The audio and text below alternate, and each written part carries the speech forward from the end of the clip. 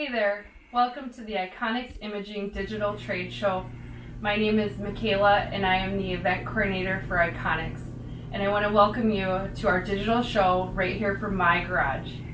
I know during these trying times of the COVID-19 pandemic, many of you are having to cease businesses temporarily, maybe even dropping down to a minimal number of employees, or even stuck in your home workshops and garages like me. During this standstill, IKONICS Imaging wants you to know that we are still committed to helping your sandcarving needs and are here to answer all of your questions. We figured a digital trade show would be a great way to connect with you, so let's get started. First, I want to start by introducing some of our most popular products and equipment. Here we have some of our highest quality photoresist films. Our series, which comes in 3, 4, and 5 mil thick format. The other film that I have here today is called Rapid Mask. This special green film is the world's only dry process photoresist that doesn't require any washing out. I will go over what, why, and how each of these films works best for certain substrates and techniques. Next, I'll show you one of a kind Smart Jig, which was first thought of and made by our very own East Coast rep, Andy Hermatka. This Smart Jig is extremely versatile tool that has a special slot to house your squeegee and a separate area to house your wire wheel when not in use. I highly recommend having one of these when you're working on a project. I know personally I find it helpful to keep my work area neat and tidy. The most important aspect about the Smart Jig, though, is the substrate holder itself. Many people work with curved surfaces, and so, such as wine glasses, tumbler mugs, beer glasses, rocks glasses, etc. This jig keeps these substrates from rolling away from you. So you put it on the Smart Jig holder and use this to keep it in place when you're applying your masks and such. Last but not least, for this segment, I will be using our clean, easy to operate Crystal Blast Elite. I currently have some fresh 180 grit. This is an abrasive media. It's a silicone carbide. It's an abrasive that you would put inside of your cabinet. And you can find this for sale on our website, along with all of the other products that you see here today. We offer it in 3 types of mesh: 150, 180, and 220. Now, to explain what those different mesh types mean, I like to use these 3 as an example. So when you're thinking about 150 mesh, I think about a big medicine ball. So if I was to throw this at the wall, I'm going to make a bigger indent. Now, if I threw the softball at the wall, I'm going to make more of a medium-sized indent. But if I throw a golf ball, I'm going to make a smaller size indent. So if you think about this as a 220 mesh, a 180 mesh, and a 150 mesh, which one do you think is going to make the biggest, more fastest impression? But which one is going to make a more fine, more detailed impression? You're going to have the 220 mesh for that. So next we'll go on to applications. Now, if you live in the tundra-like climate state like we do up here in Minnesota, you may already know that you might have a problem with adhesion. I've already found this out in my garage, having some materials out here. They get kind of cold. So if your substrates and mask materials are not stored properly, not to worry. You just simply need to make sure that your substrates and stencil masks have had a chance to warm up. So you just want to place them in room temperature for at least 20 to 30 minutes or so. Once they're all warmed up, you can get to work. So I'm going to show you how to work with a variety of objects. First, we'll start out with the beer can glass. They're called can coolers. So I know everyone is always asking about these. They love these glasses, and they always want to know where you can find them. Well, you're in luck because we also sell these through the Hollowware product line on our website. It's called the Can Cooler, so you can find that and you can purchase a case of that. So I'll start out with a blank one. Once you get it on your Smart Jig that I've talked about, you'll have it in place. Then you want to get your already pre-made stencil masks ready to go. I'm gonna show you the difference though. So this was an example of one that was kind of left out in the cold. It's kind of lost its tack. I just pulled it inside, but as you can see, it's not really sticking to the release paper here. Sometimes all you need is a little huff. Spraying your glass down will also help. So we also sell this glass cleaner on our website.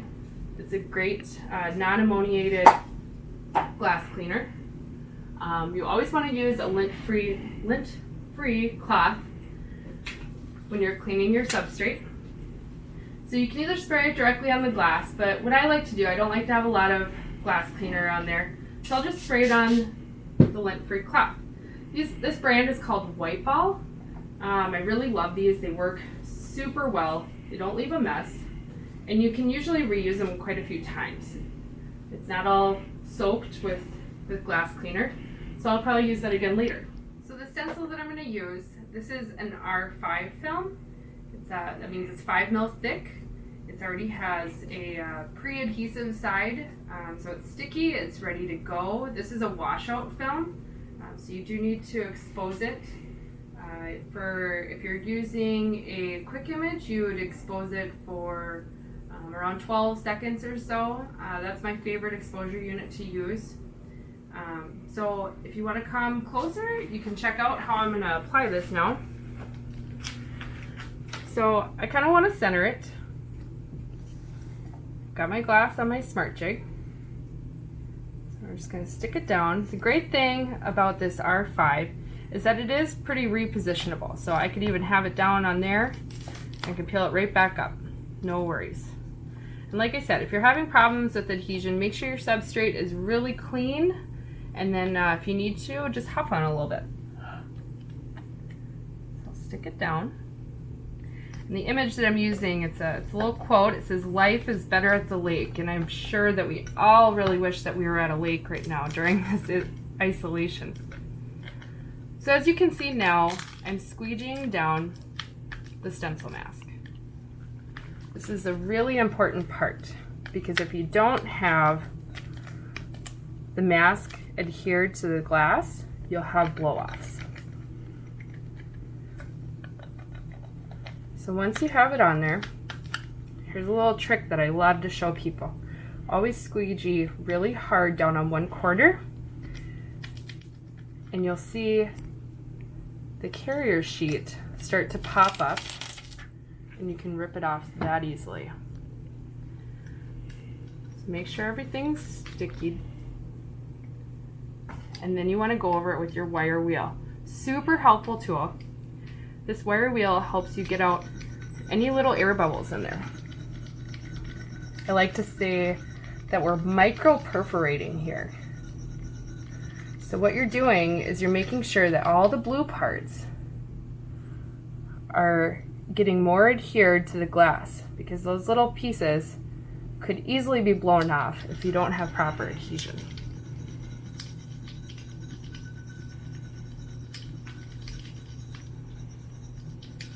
So once you've got that, put it back on your Smart Jig. We'll tape off the sides here so that we don't have any overspray from the abrasive. And I just want to show you quick this awesome tape holder that I'm using. We don't sell these, but you can find them on Amazon or Uline. We have a bunch of these in our shop. And I love that you can rip as hard as you want on that tape, and you're not going to have it fall over. So now my can cooler's all taped off, ready to go, and we're ready to have a blast.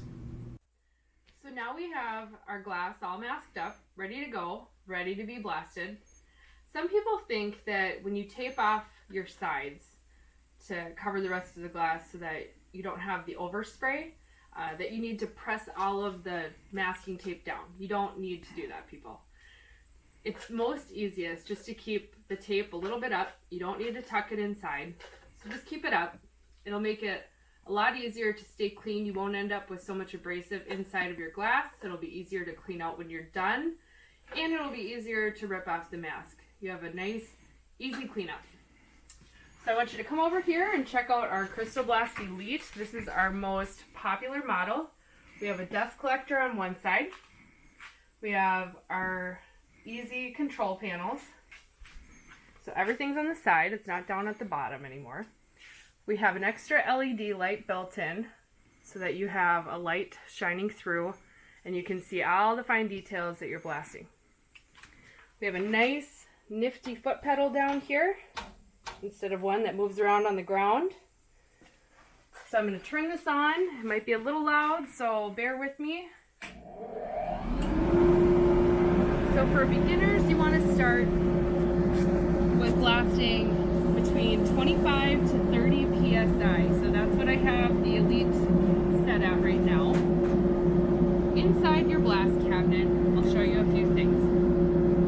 You have two handles in here. You have an air nozzle. It's for it's a blow-off gun, so that you can spray off your glass when you're done blasting. The other one is your abrasive nozzle. So now on the end of this hose, I have a long wear nozzle. This one will stay good for, you know, probably about 3 to 5 times longer than a typical abrasive nozzle. Over here, you'll see that we have a special reclaimer. This is a fancy little doodad. What this does is it separates all the dust from the abrasive when you're blasting, and it collects all of the dust and it goes through the reclaimer into the dust collector on the side of the machine, and that all falls down so you can empty out later. But then it recycles your abrasive through the bottom of the cabinet, and I'll show you later how you can do that. So for now, we're going to start out.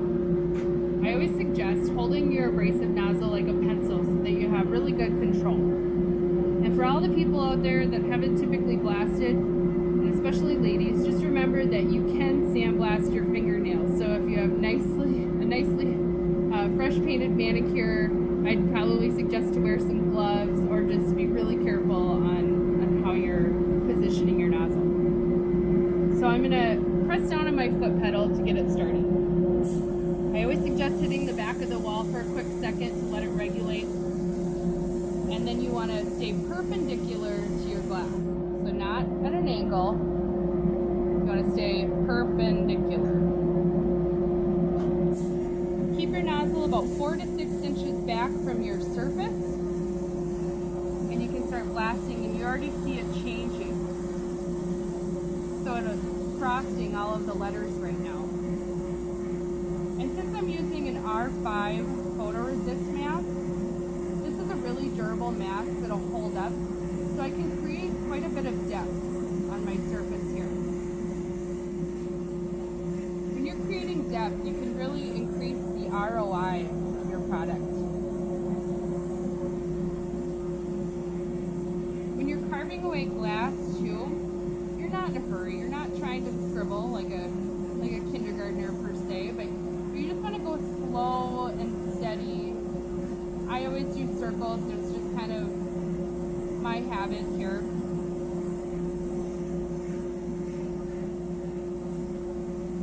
And if you're wearing wedding rings, and although I didn't take mine off, but I'm being careful not to blast it. If you do have any rings on, those will etch.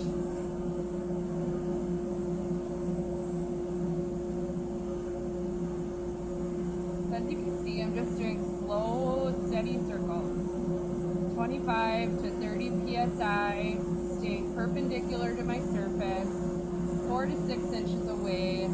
Those are your key elements here for a successful blast. These all prevent blow-offs. Because once you have a blow-off, you really can't go back. And as you can notice, inside of the machine, it's all nice and clean in here. There's really not any abrasive blowing around. It's a really well-lit cabinet. I'll even turn on the backlight so you can see how much brighter it is. So now I can really see how much I've carved away through that light. Doesn't that look so much better?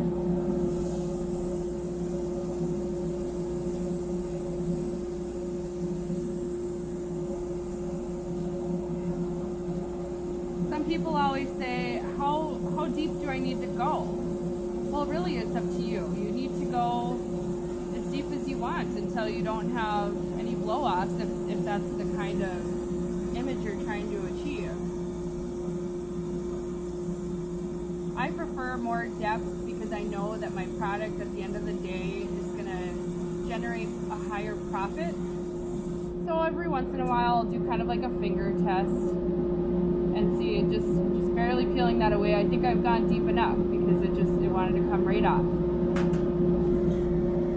Turn off the backlight and I'll show you how the blow-off nozzle works here. This is a really helpful tool. This machine is great for cleaning up your substrate. And as you can tell, I really didn't get much abrasive inside of there because I kept this tape up the whole time. It's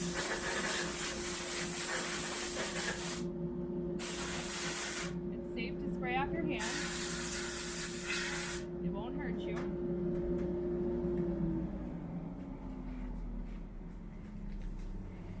So now we're done. So we're going to rip off the mask. Again, really helpful that I kept that tape ripped up. And this is an easy part. All you have to do is just rub it away with your thumb. It's not super glued on there because we're working with glass here, so you don't really need a lot of extra here.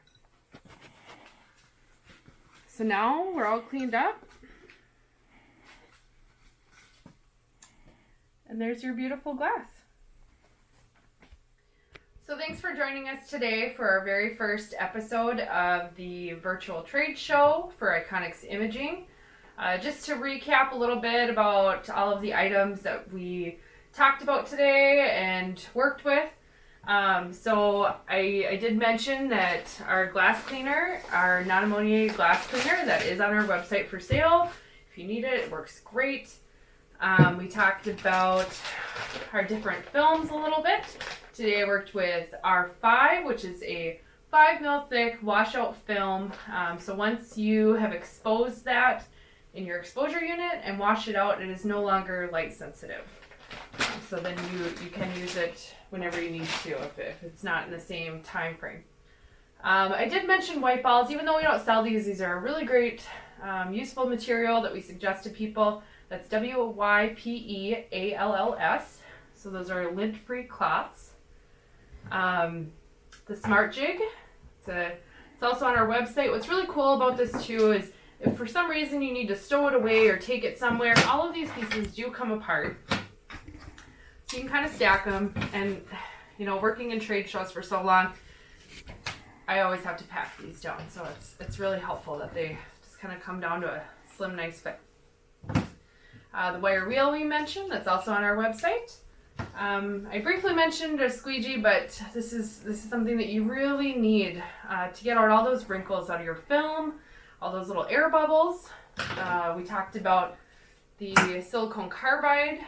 Even though there is another abrasive that you can use, which is aluminum oxide, it doesn't last quite as long as silicone carbide. Even though this one is a little bit more expensive than aluminum oxide, this is going to be lasting you a lot longer. So we use 180 mesh today in our machine. So this is what we created today. It's our beautiful, nice Life is Better at the Lake. We all wish we were there. In the coming weeks, I will be talking about more substrates. We'll be working with a lot more materials. We're going to be doing polar camels from JDS. We love these mugs. We strongly urge you to check these out. They have a huge variety of colors. I believe that their newest colors are coral and yellow. Great Easter colors in springtime. We're going to be working with Rapid Mask. Let's see. A couple other things that I want to be showing you is recycling abrasive. That's something that you need to be doing regularly if you're doing a lot of sand carving jobs. We're going to talk about different exposure times for film. But if you're curious, you can find all of those user guides at www.ikonicsimaging.com. There's user guides, for all of our different films that we have. We might have a surprise visit from Grizzly Adams, so you'll find out who that is hopefully next week. He'll show us a little more on halftones, so we'll do some of that. We will do some color filling, which will be fun, because with all of our photoresist films, you can color fill, so that's a really helpful thing. Other than that, I think that it was a great segment today. I'm glad that you guys tuned in. And if you haven't already subscribed, please subscribe to our YouTube channel. Just IKONICS Imaging, look us up. Thanks, guys.